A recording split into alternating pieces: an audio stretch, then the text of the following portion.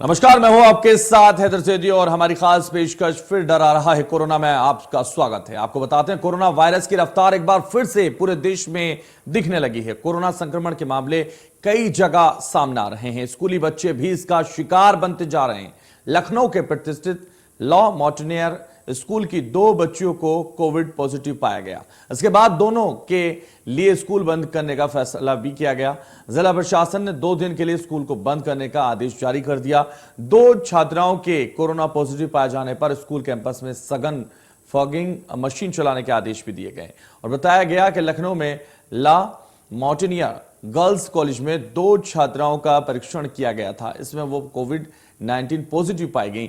School को sanitise किया जा रहा है। यूपी में कोरोना संक्रमण की जो रफ्तार है वो रुकने का नाम नहीं ले रही है। रविवार को प्रदेश में कोविड-19 के 213 नए केस मिले हैं।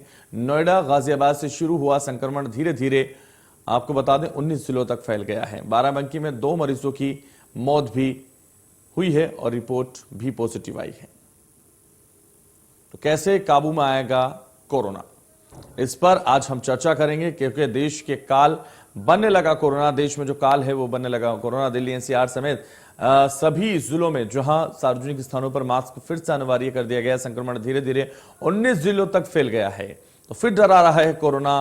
तेजी से बढ़ रहा है ये नया XE वेरिएंट। यूपी में तेजी से एक बार फिर बढ़ने लगा कोरोना। 5वें दिन भी कोरोना के 2000 से ज्यादा नए केस सामने आए। कैसे काबू में आएगा कोरोना, यही सवाल उठता है। इस सवाल पर आज तमाम चीजों को लगातार हम समझेंगे, क्योंकि दिल्ली एनसीआर समेत कई जिलों में मास्क लगाना अनिवार्य कर दिया गया है। फिर से कोरोना का खतरा मंडरा रहा है। क्या देश में शुरू हो गई है चौथी लहर, इस पर आज आपको बताएंगे।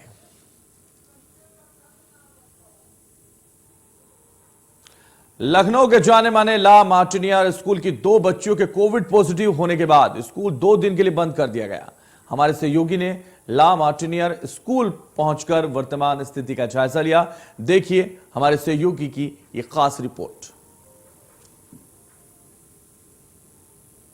लखनऊ में कोरोना तेजी से पैर फैला रहा है और यही कारण है कि लखनऊ के जो प्रतिष्ठित संस्थान है, विद्यालय है, वहाँ पे भी कोरोना पहुँच चुका है। लखनऊ का ये बड़ा विद्यालय है लॉ मटीरियल। यहाँ के 2 छोटे बच्चों को कोरोना हुआ है और दोनों बच्चे छोटी क्लास के थे। यहाँ की यदि प्रिंसिपल की बात करें आशिता दास की, उन्होंने साफ किया है कि 2 बच्चे कोरोना में लिप्त पाए गए थे, जिसके कारण हालांकि स्कूल 2 दिन के लिए बंद कर दिया गया। और यही जानकारी लखनऊ के डीएम अभिषेक प्रकाश ने भी यही जानकारी मीडिया को साझा की है कि लॉ मटीरियल 2 दिन के लिए बंद किया गया है। सतर्कता बरतने के लिए निर्देश दे दिए गए हैं। साथ ही साथ ये जरूर अब लोगों में खौफ है कि जब छोटे बच्चों में इस प्रकार का कोरोना फैल रहा है तो आखिरकार लखनऊ की तस्वीर क्या होगी, क्योंकि लखनऊ में पिछले 24 घंटे में 17 नए केस जरूर पाए गए हैं।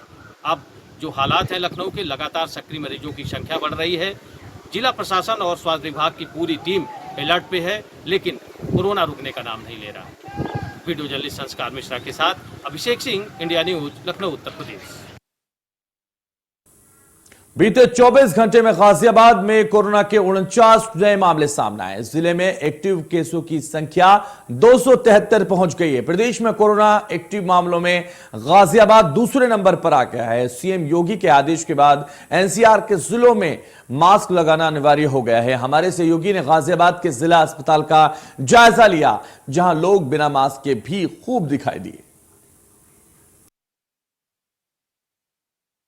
दिल्ली एनसीआर सहित गाजियाबाद में भी अब कोरोना के आंकड़ों में इजाफा लगातार देखा जा रहा है। बीते 24 घंटे की अगर बात करें तो 49 केस पॉजिटिव मिले हैं। वहीं टोटल केस की अगर बात की जाए तो 273 पर आंकड़ा पहुंच चुका है। ऐसे में लगातार कोरोना के आंकड़े बढ़ते जा रहे हैं। ऐसे में जिला अस्पताल में हम पहुंचे हैं। आप तस्वीरें आपके सामने हैं। जैसे जैसे कोरोना बढ़ता जा रहा है, अस्पतालों में भी भीड़ लगातार देखी जा रही है। वहीं दूसरी तरफ खुद उत्तर प्रदेश के मुख्यमंत्री ने यह आदेश दिए थे कि दिल्ली से सटे जितने भी ज़िले हैं वहाँ पर मास्क लगाना अनिवार्य होगा।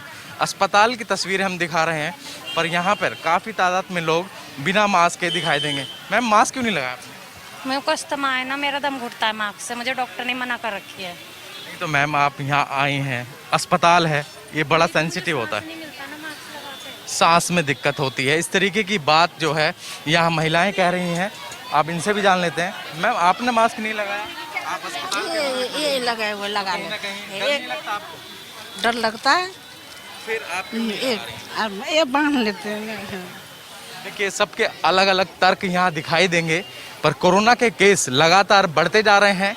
उत्तर प्रदेश का दूसरा स्थान हो चुका, उत्तर प्रदेश में दूसरा स्थान गाजियाबाद का हुआ है। पहले स्थान पर गौतम बुद्ध नगर संक्रमित में ज़्यादातर पाया गया है। ऐसे में गाजियाबाद की अगर बात करें तो दूसरे स्थान पर गाजियाबाद पहुंच चुका है। हालांकि लोगों को सतर्क होने की ज़रूरत है, घबराने की ज़रूरत नहीं है और मास्क लगाएं, सोशल डिस्टेंसिंग का पालन करें। गाजियाबाद से अनिल चौधरी, इंडिया न्यूज़। तो क्या देश में एक बार फिर चौथी लहर का खतरा मंडरा रहा है? क्या कोरोना वापस से हम सब के बीच आ रहा है, सबको परेशान करने वाला है? इसी पर चर्चा में ज्यादा जानकारी के साथ हमारे साथ खास मेहमान हमारे साथ जुड़ रही हैं। डॉक्टर रुचिता शर्मा, फिजिशियन है, मैदानता लखनऊ से। आपका बहुत स्वागत है इंडिया न्यूज पर। और सीधे आपसे समझना चाहेंगे, जिस तरह से क्या देश में ये चौथी लहर का जो खतरा है लगातार मंडरा रहा है, या हम चौथी लहर में प्रवेश कर चुके हैं? आखिर क्या है? अगर आप देखिए आंकड़े तो हम ऑलरेडी चौथी लहर में तो ऑलरेडी है ही। और पहले हमारे यहाँ बाकी जितनी कंट्रीज थी पहले उसमें बढ़ा, फिर गाजियाबाद में बढ़ा, नोएडा में बढ़ा। नोएडा और गाजियाबाद और लखनऊ में डिस्टेंस ना के बराबर है। तो जब पिछले हफ्ते या उसकी पहले बात हो रही थी कि अब स्कूल बंद हो रहे हैं, तो वो तो सामने विजन था ही कि अब ये लखनऊ का नंबर आने वाला है, क्योंकि लखनऊ और गाजियाबाद में काफी ज्यादा मूवमेंट आपस में रहता है। तो हम चौथे लहर में ऑलरेडी प्रवेश कर गए हैं, ये एक्सेप्टेंस चाहिए। लेकिन दूसरी तरफ मैं वही बात बोलूंगी कि डरने की बात नहीं, ये तो होना ही था और ये अब आगे सिलसिला चलता रहेगा। और ये बात राहत जरूर देती होगी लोगों को कि डरने की जरूरत नहीं है, लेकिन खतरा जरूर लोगों को महसूस हो रहा है। डॉक्टर रुचिता जी, इसमें बस मतलब मेरे तरफ से एक ही बात मैं बोलूंगी कि आप लोग इस बात को समझिए कि क्यों जरूरत है डरने की और क्यों जरूरत है नहीं डरने की। जो लोग वैक्सीनेटेड हैं वो आराम से अपना जो है, अगर सिर्फ मास्क का यूज करे या सोशल डिस्टेंसिंग का यूज करे तो उनको कोई परेशानी नहीं होगी। लेकिन जो हमारे बच्चे हैं या जो हमारे एल्डरली घर पे हैं, जिनको हम जाके इन्फेक्शन दे सकते हैं, उनसे बचना, उनको बचाना बहुत जरूरी है, क्योंकि बच्चे ज्यादातर अभी भी इम्यूनाइज नहीं है। इसलिए हमको सतर्क रहना है, इसलिए हमको डरना है। लेकिन अगर हम जो सेकंड लहर में हमने कोविड की हालत देखी, कोरोना की हालत देखी, उसको अगर हम कंपेयर करें तो अभी बहुत बेहतर हालत है। जो ओमिक्रॉन वेरिएंट है, ये तो एक तरीके से हमारे लिए वरदान की तरह है कि इसमें फ्लू लाइक सिम्टम्स होते हैं, बहुत खतरा नहीं होता, डेथ रेट बहुत कम है, सीवियरिटी बहुत कम है। अगर समय से आप पेशेंट डॉक्टर के पास पहुंच जाता है तो बचा लेते हैं हम लोग। दवाइयां बहुत विकसित हो गई हैं जो पहले नहीं थी, वैक्सीन आ गई हैं, तो सिचुएशन बहुत बेटर है। इसलिए घबराने की बिल्कुल बात नहीं। लेकिन घबराने की बात नहीं है, लेकिन प्रिकॉशन की जरूरत है और वो लगातार खास ख्याल रखने की जरूरत उसकी है। डॉक्टर AK सिंह भी जुड़ गए हमारे साथ, पल्मोनरी विभाग से हैं, चंदन अस्पताल से हैं। डॉक्टर AK सिंह, आप कैसे देखते हैं इस चौथी लहर को? क्योंकि लगातार जिस तरह से कहा जा रहा है कि खतरा तो मंडरा रहा है, प्रिकॉशन तो रखना है, लेकिन साथ ही साथ डरने की जरूरत नहीं है। डॉक्टर रुचिता भी कह रही है। जैसा कि हम लोग इस बारे में कई बार बात कर चुके हैं कि जो पहली वेव और जो सेकेंड वेव थी उसमें इम्यूनिटी जो थी वो बहुत कम थी। इम्यूनिटी कम इसलिए थी क्योंकि ये नया वायरस था, बहुत सारे लोगों को इन्फेक्शन नहीं हुआ था। हर्ड इम्यूनिटी भी नहीं थी क्योंकि एक बहुत कम प्रोपोर्शन को पहली वेव में इन्फेक्शन हुआ। तो इसलिए जो हमने सेकेंड वेव देखी वो वायरस जो कि बहुत ज़्यादा स्ट्रांग था, स्ट्रांग इन सेंस के बहुत जल्दी स्प्रेड करता था, और चूंकि हम लोगों के सब में इम्यूनिटी नहीं थी, दूसरी वजह वो थी, और तीसरी की इम्यूनाइजेशन नहीं था। हमारे पास वैक्सीन का जो कवरेज था वो बहुत कम था, लिमिटेड था। इस वजह से हमने वो भयावह सेकेंड वेव देखी। लेकिन जब आप थर्ड वेव को एनालाइज करते तो थर्ड वेव में नंबर बहुत तेजी से बढ़े, लेकिन हॉस्पिटलाइजेशन नहीं बढ़ा। उसकी वजह यही है कि जो वैक्सीन है वो मदद कर रही है। जिन लोगों को पहले इन्फेक्शन हो चुका, वो नेचुरल इम्यूनिटी जो बिल्डअप हुई उससे वो मदद कर रही है। हर्ड इम्यूनिटी मदद कर रही है कि जो स्प्रेड है वो इतनी तेज नहीं हो सकता, क्योंकि बीच में अगर एक इंसान है 10 लोगों के बीच में, तो बीच में ऐसे 4-5 लोग होंगे जो या तो पहले इन्फेक्ट हो चुके या वैक्सीनेट हो चुके, तो वो स्प्रेड भी धीमी हो जाएगी। तो अब हमें जो ध्यान देना है वो नंबर्स पे नहीं ध्यान देना है कि कितने नंबर ऑफ केसेस पॉजिटिव। एक बार जिसको कोविड हो गया उसको दोबारा भी होगा, उसको तीसरी बार भी होगा, उसको चौथी बार भी होगा, पर वो उतना सिवियर नहीं होगा, वो फ्लू की तरह से होगा। वो अमूमन जैसा वायरल इन्फेक्शन पहले हमें होता था कोविड आने से पहले, और हम उसका बहुत ख्याल नहीं रखते थे कि वायरल हो गया, ठीक है, जो नॉर्मल ख्याल रखना है शरीर का कि पैरासीटामोल लेना है, फ्लूइड लेना है, अच्छे से आराम करना है, थोड़ा सा उतना ही था। उसी तरीके का कोविड होगा जब रिपीट इन्फेक्शन होगा तो, और जब हम टेस्ट करेंगे तो टेस्ट में तो वो पॉजिटिव आएंगे तो नंबर ऑफ केसेस हमें ज्यादा दिखाई देंगे। तो अब हमारा ध्यान नंबर ऑफ केसेस पे नहीं है, बल्कि इस तरफ है कि सीरियस केसेस कितने आ रहे हैं, कितने पेशेंट्स को हॉस्पिटल बेड्स की जरूरत पड़ रही है, कितने पेशेंट्स को ऑक्सीजन की जरूरत पड़ रही है, कितने ऐसे पेशेंट्स हैं जहां पे मेडिकल केयर की जरूरत उनको पड़ेगी। वो डिसाइड करेगा कि ये वेव, ये लहर जो अगली आएगी वो खतरनाक है कि नहीं है और वो उसकी इंपॉर्टेंस है कि नहीं है, ना कि नंबर ऑफ केसेस।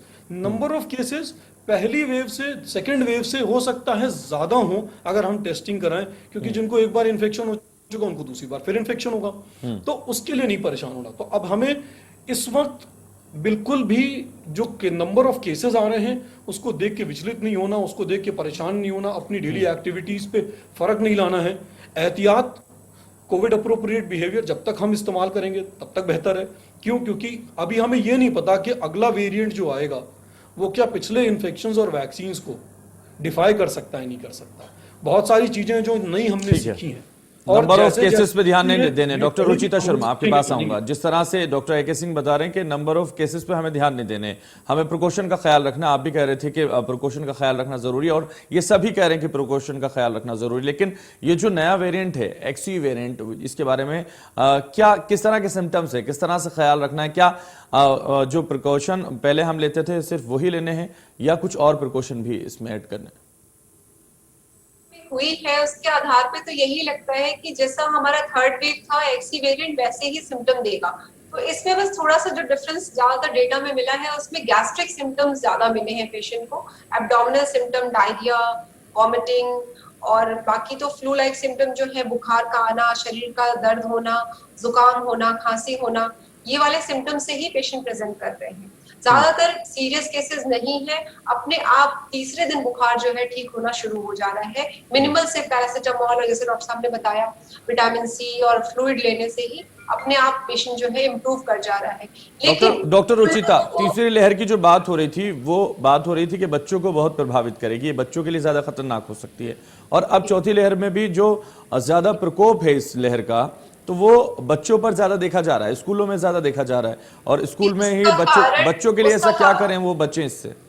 जी, उसका कारण भी वही है कि बच्चे वैक्सीनेटेड नहीं है, वो वल्नरेबल ग्रुप है। दूसरी लहर में जैसे हमने देखा था कि ज्यादा एल्डरली प्रभावित थे या जिनको कुछ बीमारी थी वो प्रभावित थे, उस समय वैक्सीनेटेड लोग नहीं थे। लेकिन आज के टाइम में वो बच गए हैं क्योंकि उनके अंदर एंटीबॉडी बन गई है। बच्चों के अंदर भी एंटीबॉडी बनी है क्योंकि हम जो घर पे इन्फेक्शन लेके गए हैं उसके खिलाफ उनके पास एंटीबॉडी बनी है, लेकिन वो वैक्सीनेटेड नहीं है, इसलिए वो ज्यादा वल्नरेबल है। तो हमको अभी स्कूल से बंद करना, वो चीज तो मैं कभी नहीं बोलूंगी कि वो करना चाहिए।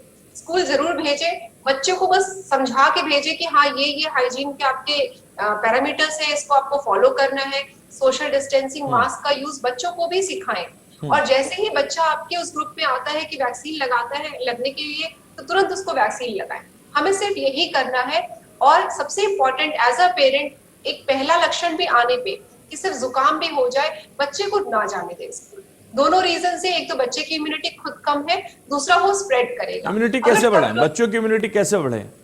सर वही है, टाइम टाइम पे जो है डाइट का ध्यान दें, विटामिन सी है, फ्लूइड है अच्छे अमाउंट में, और न्यूट्रिशियस खाना, बच्चे जैसे मिल्क लेते हैं या प्रोटीन पाउडर लेते हैं, और बहुत ज्यादा ओवर विटामिन नहीं देना चाहिए बिना डॉक्टर की सलाह के। स्पेशली विटामिन डी बच्चों में बहुत कम होता है, ओवरडोज भी अच्छा नहीं होता, अंडरडोज भी नहीं होता।